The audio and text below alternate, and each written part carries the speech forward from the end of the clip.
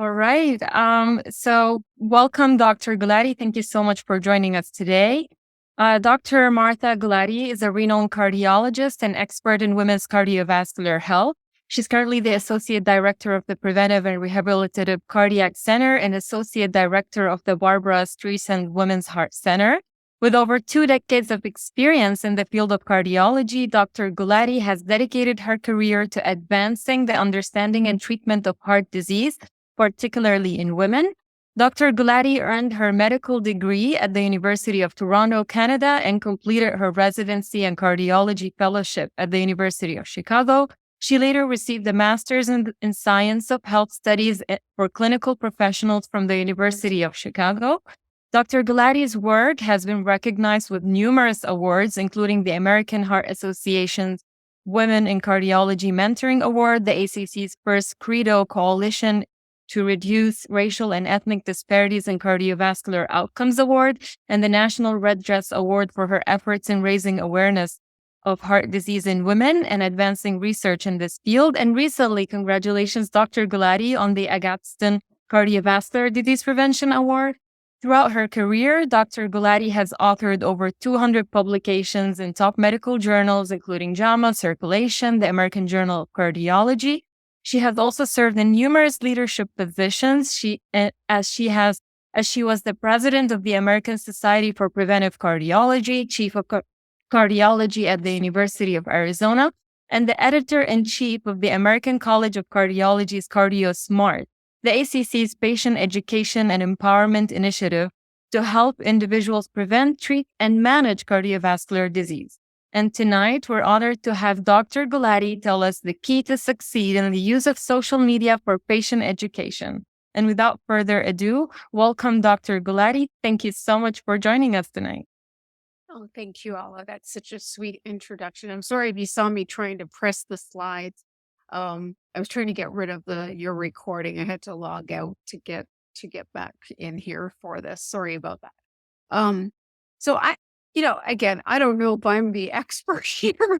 So I hope that I put a few slides together to start a conversation, and then maybe we can talk more about it. And you can ask me any questions. I don't know if anyone's an expert on these topics. We're all learning as we're going.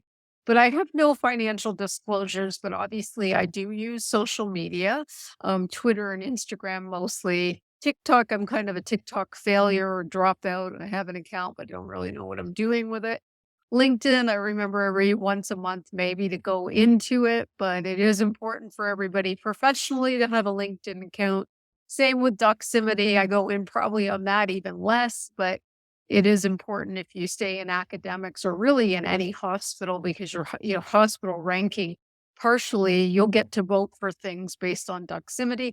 And I was briefly on Clubhouse. I haven't removed myself, but we've stopped using it. It was like a brief period in COVID that I think we used Clubhouse, and then I don't know who's using it anymore, but I once in a while go on for French to speak with people in French. That's probably all I do get on it for. So I think everyone knows how much social media has changed our lives, good or bad. You can look at the Pope inauguration. So Pope Benedict, you can see there in 2005, everybody was actually looking, even though they probably couldn't see from in the back of the room. They couldn't really see what was going on, but they were there. They got to say they were there, but they didn't get to share it with everybody. In 2013, when Pope Francis got inaugurated, you can see all the lights that were going on during his inauguration, all of which were people documenting it on social media that they were present. And that just to me gives such a big example of the difference over time, even back then. And I can use another example. This was kind of a cartoon written in 2013 saying, there used to be smoke that told us when a pope had been chosen. But now all we need to do is go on Twitter and then we'll find out how the Pope is chosen. So maybe it's blue smoke now. And even the impact of social media is so strong that the Pope has even taken a selfie. And this is his first selfie that the younger kids did with him, making him know the power of social media. And I'm not meaning to go on and on about the Pope, but just so you know, he has millions upon millions of followers on Twitter and other places. So it's just an example of the way that social media has really changed our world. And I know that doesn't have anything to do with healthcare, but but even the way that we engage in health has also been transformed over the same time period. So there's a lot of different things out there that might make us do different types of social media. There's promotion. Promotion means, you might use social media just to brag about yourself, and that's okay. That's part of social media.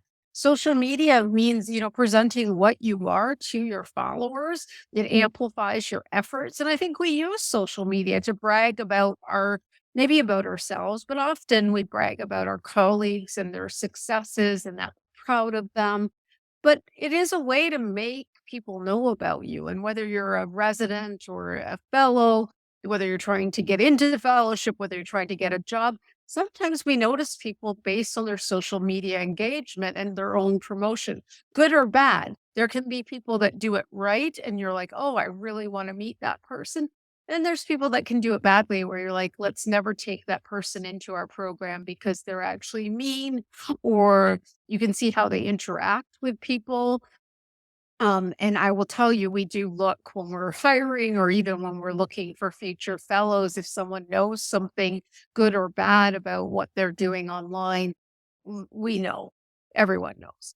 Um, Engagement is a little different. Engagement is really the purpose of social media. It's really rooted in sharing, meaning it's a two-way conversation. It's not just somebody putting something out there, but actually connecting. Meaning I think that's the beauty of Twitter is we connect and we talk and we never even sometimes early on know, are we talking with a fellow, a resident, a medical student? We just know somebody had, a brilliant thought or idea, shared it publicly, and then you might start clicking on them to find out who that interesting person is. And we know who puts out credible information and start trusting that information. We also know who inspires us. Sometimes there's whether it's inspiring us that day to do something good or to feel more connected or to put more value on ourselves or our time. Sometimes those are the little things that somebody will put out a message that really resonates. And that makes us follow you. That makes us tell others to follow you. And that's kind of the building of social media. Now, in the healthcare profession, we use it in a lot of different ways. And I know you all know this, especially being part of CardioNerds, just the way to increase our knowledge, right? I mean, probably many of you came to CardioNerds because you started learning from them. And I learned from them. I feel like I was one of their early followers because I was just blown away by Emmett and Dan and their entire team for what they were putting out there and making people learn and making myself feel engaged in areas that aren't my specialty. I loved how they were doing that. We could also teach people. You guys do this with your tutorials, and cases and discussions and even education out there. We've even done CMEs on Twitter, for example, and that have been incredibly successful. But learning, we're in the healthcare profession, we're constantly learning. And we want to constantly learn. And there's great ways. I learn about things in medicine or even in cardiology outside of my own specialty that sometimes I'm just drawn into because it's so interesting how somebody will present something. Research can also be done, whether it's finding people to collaborate with, whether it's trying to recruit people. Our hospitals and institutions and even our individual selves are also building our reputation out there. We're trying to say, I stand for this. When you see my name, I hope you think, for example, for me, women and heart disease or prevention. So, but our hospitals, our institutions, our universities are doing the same thing. They're trying to be, branded out there as well and want their reputation to be seen as supportive, as professional, as a good hospital, a place that cares about people, that is advancing research.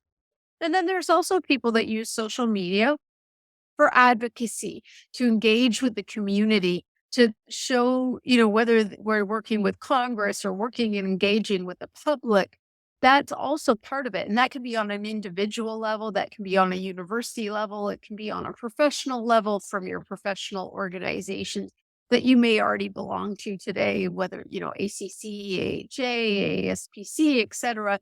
But it also can be just yourself. Sometimes people will decide, I'm out there to educate patients, that no one's doing this in a good enough way. And that's part of my story about why I even went on social media before many cardiologists were actually on Twitter. As one of the first 5 cardiologists on Twitter, back in a time where nobody was really on here. But I thought, oh, well, this could be a way to teach patients. This could be a way to engage with patients. So we've written a few papers about ways to use social media. A lot of them, like this particular paper, was heavily set on academic use or advancement within the cardiology community. But there is some good things about just cautions about how to avoid pitfalls in cardiology in terms of things that you want to avoid, even when you're talking about interesting cases. I know many of you know this, but you don't just when patients approach you, and they will approach you if they haven't already approached you, they'll ask you, how do you treat me? They'll write it in maybe a different way, but they'll be like, I have this, or a doctor told me this.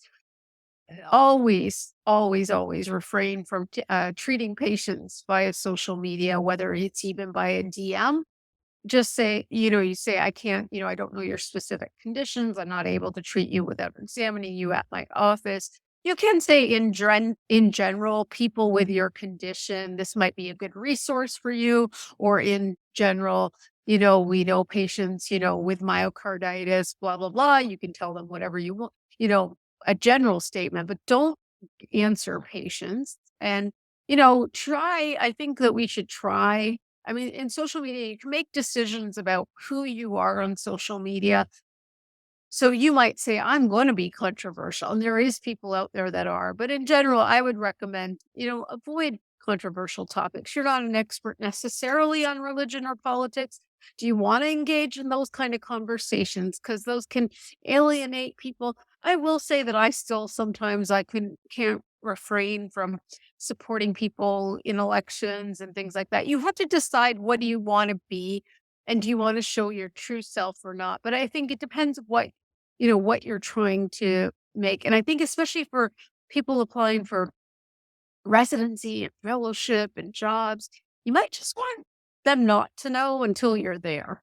I'm in a different position where I'm like, take me or leave me. I'm senior enough now, as Alana kindly said, couple decades out. So I'm like, what's the worst they can do? Fire me? Okay, like, I'm not worried about it. But you're young, and I want you all to protect yourselves and get the jobs that you want, and not have somebody say, "Oh, I saw they're a Republican," or, "Oh, I saw they were a Democrat," whatever. Let that be when you're out there and working. I think that, again, you might decide that this is a part of me that I don't care what people know about me, and I'm gonna put it out there, and that's also okay. There's some people who really feel that's part of their identity, and, I won't say that you can't do it, but I just say, just again, it depends what you want to put out there. HIPAA information, though, you never want to put that out there. You want to always protect your patients. You never want to talk about something that happened that was a really interesting case that happened in your hospital that day, because that patient may know that you're talking about them. So I always say, like, the cases of that day, you might want to save and talk about them another day. I know it's exciting when something unusual comes out, but remember, our patients are out there. And just remember, like anything you put out there, make sure your mom and dad want to see it. Anything that's negative can be used against you. So it can be used in the press, and it can be used against you in that, um, it may be something that you're proud of, but, maybe, isn't sound in some way that everyone's going to agree. I always say, if it's going to end up on the cover of the New York Times tomorrow, are you okay with it? If you're okay with it, then continue.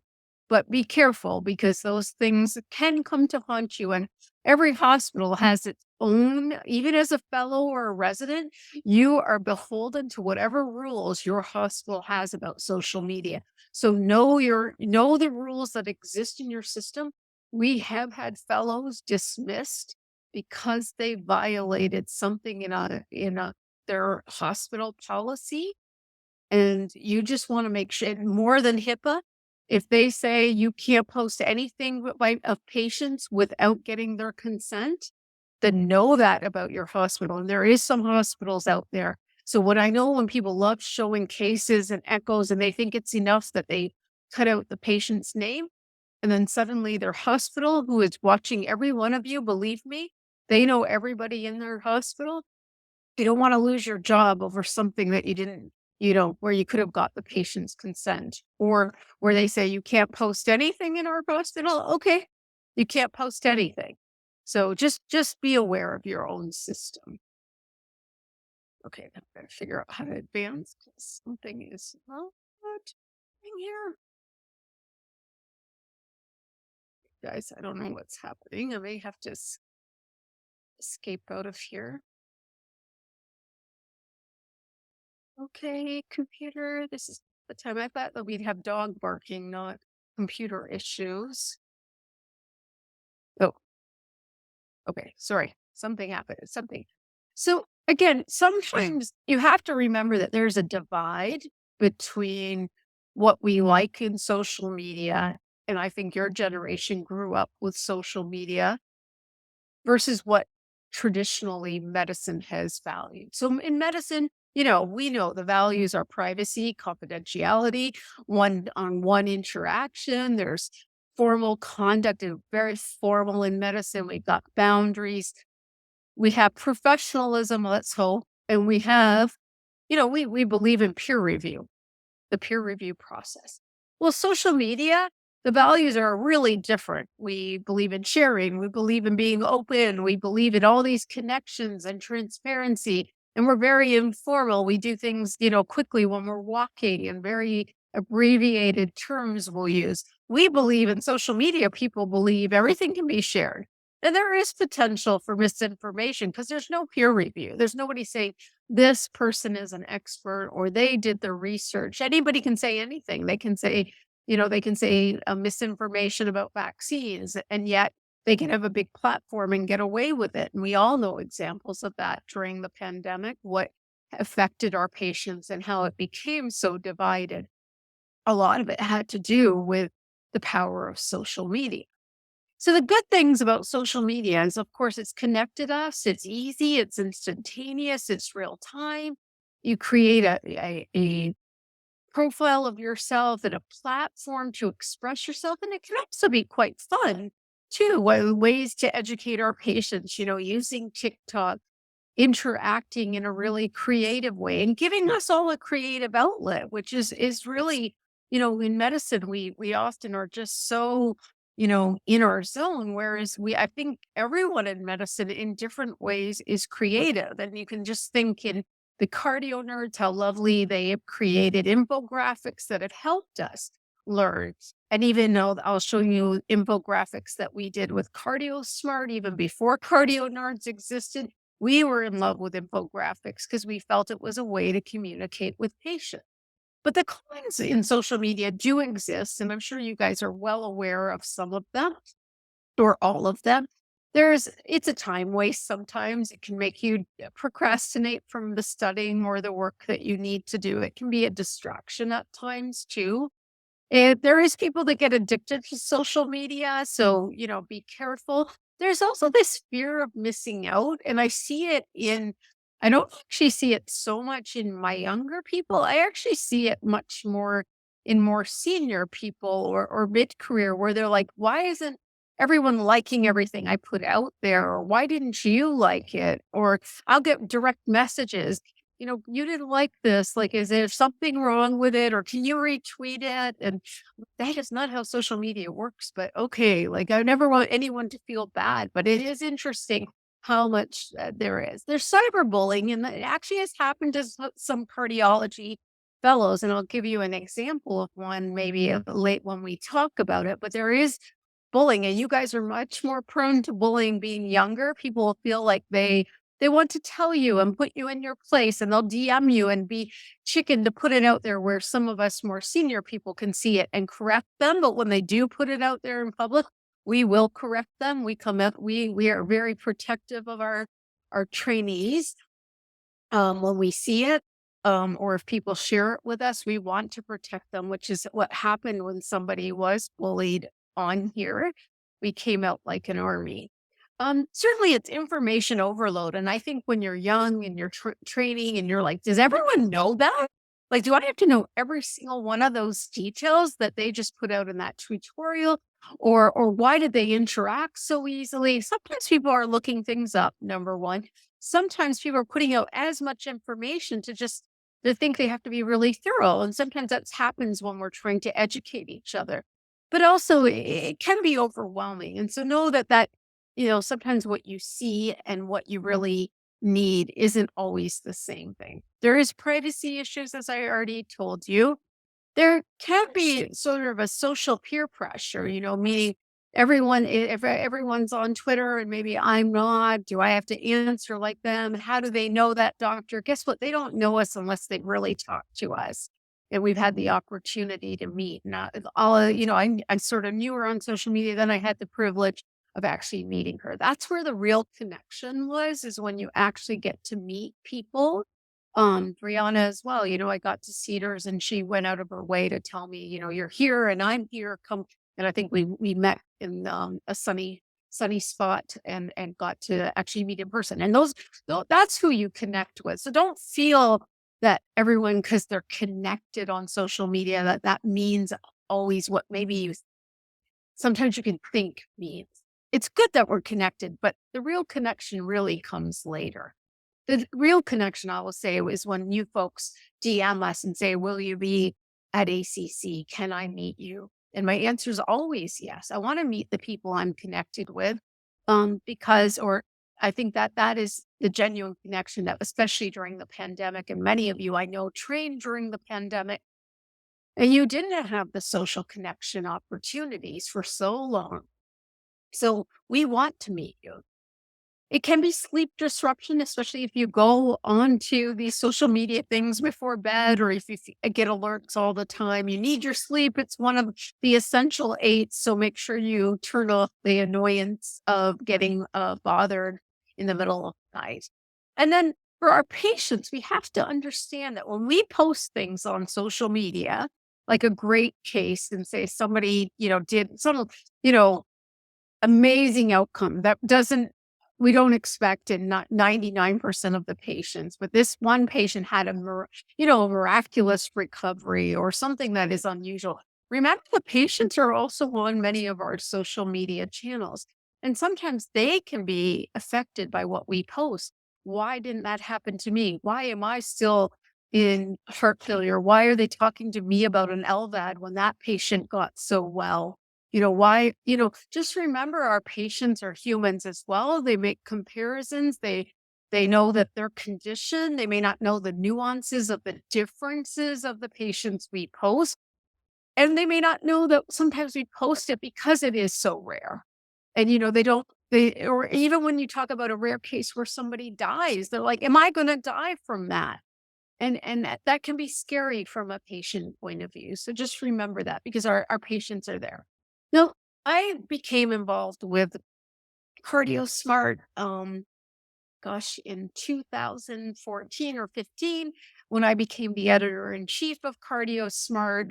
And one of my platforms when I applied for the position was heavily related to the lack of social media presence for the ACC in general, but specifically CardioSmart. They weren't going to where the patients were. And so highly, highly underused, really great stuff, but highly underused. And I said that when I came on as editor, if they chose me, that I was going to try to get this to the patients and also educate our own cardiologists about what we had, because really no one knew what CardioSmart was when I started. They would call it CardioSource, which was actually the acc.org name. Sorry for the dogs. So there was really interesting how you guys wouldn't know these at the time because you're all too young, but that it really wasn't present.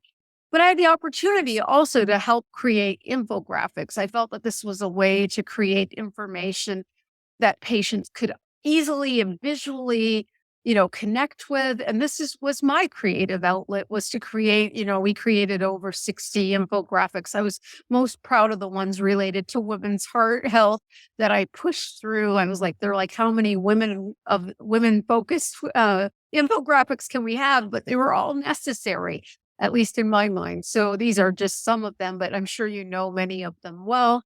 And we wanted our physicians to use these too. We wanted them to put these up in their offices and use them and get patients engaged and talk about them. Simple ones about hypertension with the normal numbers and what are abnormal numbers, so that the conversations could begin. And I know in my clinic at Cedars, we have them up on every wall, and we do have a lot of conversations about them.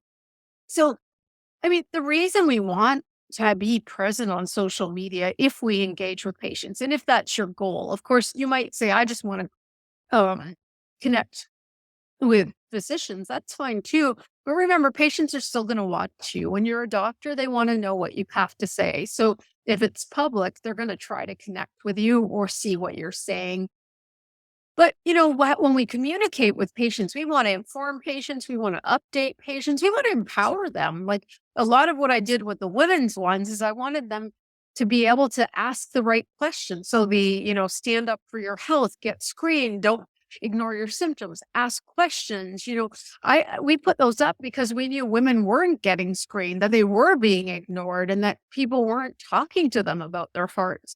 So, this was a reason to come up with those. We want to be able to advocate for patients so that they would be like, well, I was on social media and this doctor said that, preeclampsia is a risk for heart disease. How come you haven't talked to me about that? I've had preeclampsia 3 times. Like, is that, what do I do about that? How do we address that?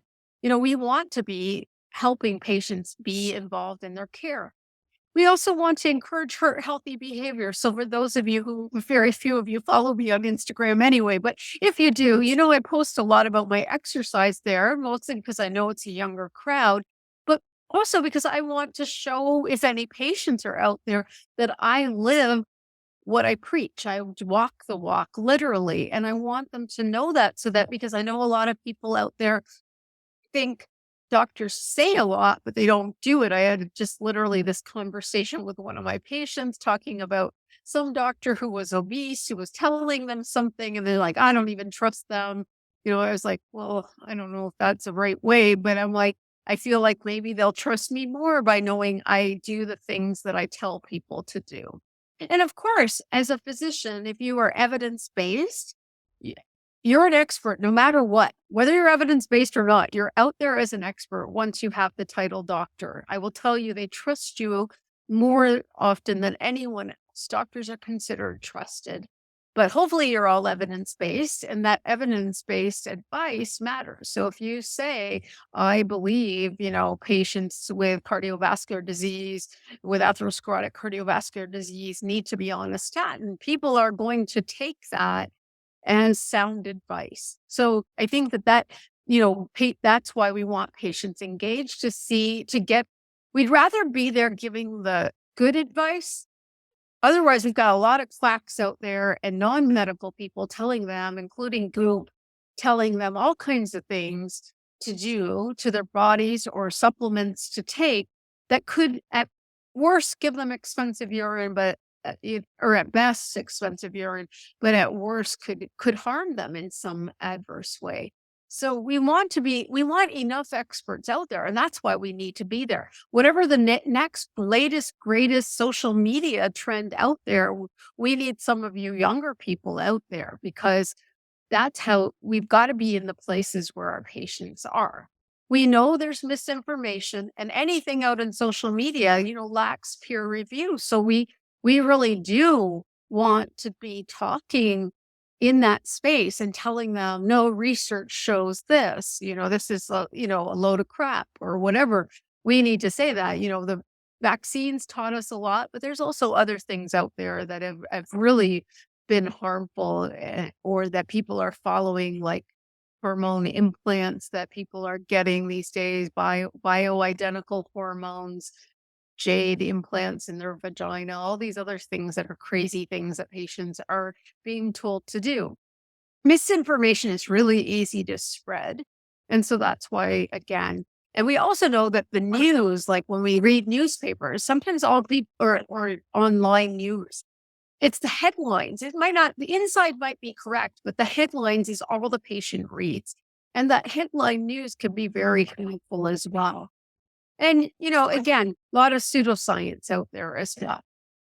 Now, I already told you that patient privacy is key no matter what you do on social media. Be careful.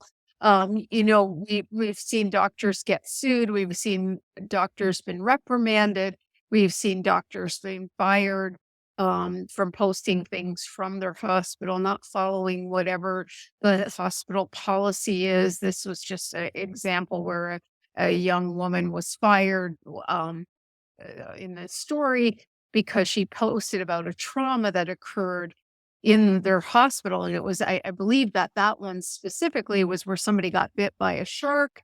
They posted something. Well, the person who had the shark bite, there was one person in the town that got a shark bite. Clearly, everyone knew who they were talking about. So the patient felt very traumatized by it.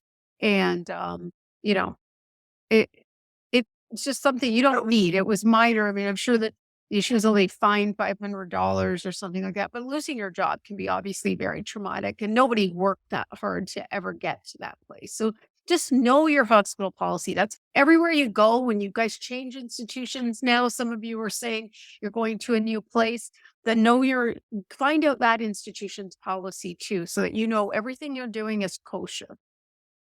So again, the fear of missing out is now a new diagnosis for people. Don't fall into this. There's times when you have time for social media. There's times when you don't.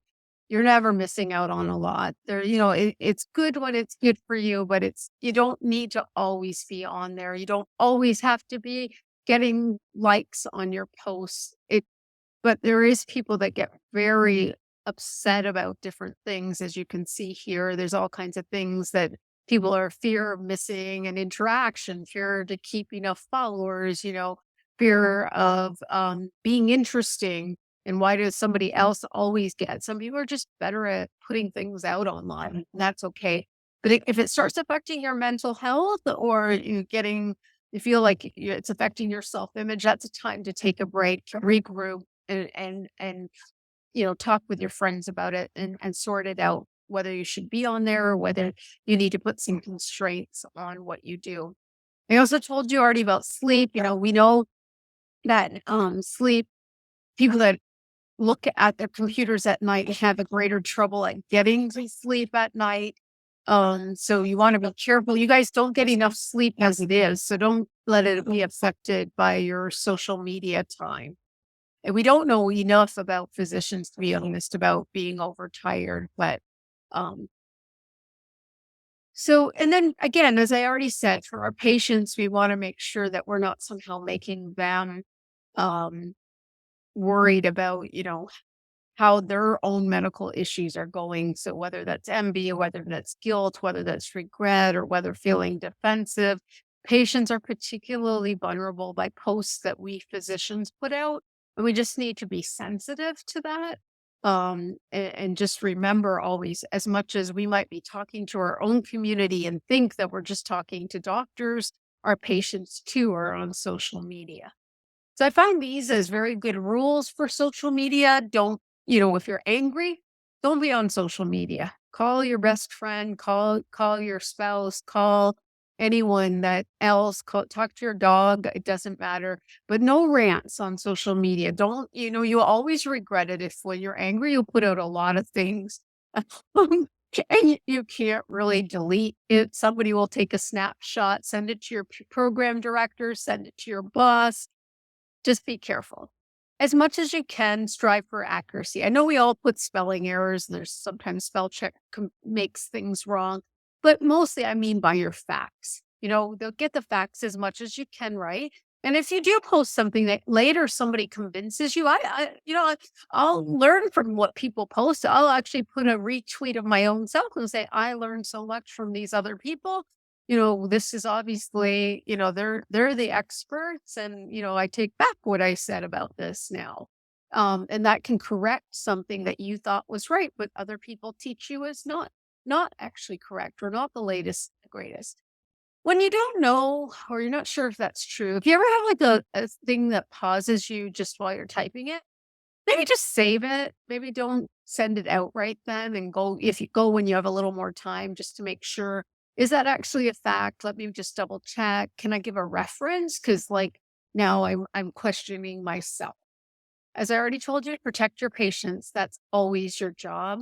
If you don't know, I always ask patients permission. Though I actually, even when my patients give me a gift and I really want to put it out there, I still get them to sign a release. I still say, do you mind?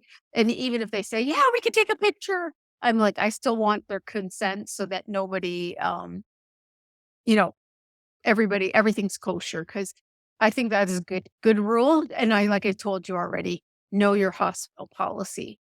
I think the other good rule on social media is to always be respectful, be the good out there. There's enough idiots out there. You don't need to be one of them. We've got more than enough, including the owner of Twitter. So, be the good out there, be the kind too. I think that is important. I think when people are aggressive, and there is people even in our cardiology community, as you all know, people that can be mean and can be belittling, whether it's to fellows, whether it's to their, colleagues. I don't even know why they waste their time. They don't know we're all DMing and saying that person's such a jerk or whatever. We are all DMing each other, or writing emails for that matter, about these people. So, be careful about friending your patients. I say that more for Facebook. But I think they can follow you in other places. But if they're gonna like always comment on your children, or like things that you do, and if you're, if you're drinking a glass of wine, do you really want your patients to see that? I don't know. I'm not saying you can't. I'm just saying, just be careful about it. Think about what you present out there, and you make your own decisions. Again, I told you, don't give a patient specific advice. And lastly, don't suggest vaccines cause autism, because that one person at Cleveland Clinic who did that was fired. So, I like this little cartoon. If you have no common sense, please see the desk for assistance. I think you all have common sense. So I have another like set of rules. This is my rules about how to suck on Twitter. If you want to suck on Twitter, go ahead. Post aggressive things all the time, argue with everybody continuously. Anyone who disagrees with you, continue to argue with. That will make you suck. Whine about your boss, whine about work, whine about what's wrong with your life. You will get tons of followers that way. I'm not sure the followers that you want, but tons of followers. Certainly spam nonstop about yourself. Just, take pictures all day of your lunch, do selfies of yourself. Don't interact with anybody. Just post about yourself all day. Post your dog. Oh, wait, that's me. I post about my dogs. But you know what I mean. If that's all you do, then you're not going to have many friends out there, or people are like, oh, they're kind of boring. They post the same thing.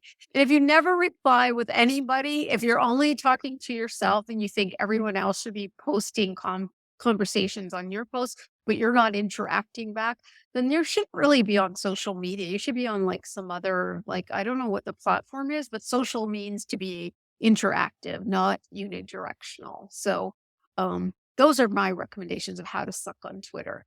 So, my last bit of advice, no, protect your own wellness. Your wellness does matter, not the likes. And remember that at all times. People can get carried away, or they can see one of their friends posts something really cool, or the friend gets a great publication that everybody congratulates them, and they might have forgotten to congratulate you. It's all like the feed, and people aren't really doing it intentionally. Our feed is so messed up these days, especially on Twitter. It's not even the people we're following that are coming up front.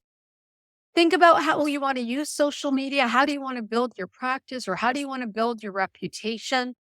And then contribute to the education, whether it's to healthcare professionals or patients or both. Do it, because you guys as cardio nerds are all part of that, which is wonderful. Disseminate your research is important. We learn from each other, and I learn from fellows and interns and residents every day. is not kidding you when we say that. There's things we're so removed from that you guys are at the front line from. If you ever work with me in clinic, I'm always like, yeah, what antibiotic do you guys give for that these days? I don't know. I need you guys to teach me. I'm so far removed from that these days. So we are always learning from you. And this is our way to mobilize change within our community because more and more people are getting on social media in different ways. I forget who I just noticed my Heart Institute 3 days ago just went on social media. I was like, Schmidt Heart Institute has a social media handle. I don't know why they decided to do it 3 days ago when Twitter's kind of falling apart, but nonetheless, they do now. They see that there's some value to it, so it's great. So, why use social media? Well, these are my opinions. I mean, this is just my own quote by myself. I'm quoting myself, but really, it's created us a platform to communicate with our world, whatever world that is, whether it's the medical community, whether it's the policymakers, whether it's the influencers, or more importantly, whether it's our patients. The information you share and the stories you can tell that can change medicine, it can change patients' lives. So that's all I have to say to you guys all today. Um, and I'm going to stop sharing. I Wow. could talk for very long, so I apologize. But That was really amazing, Dr. Gulati. Really, thank you. What a beautiful, informative overview on all about medicine and social media. That was very informative. Thank you so much.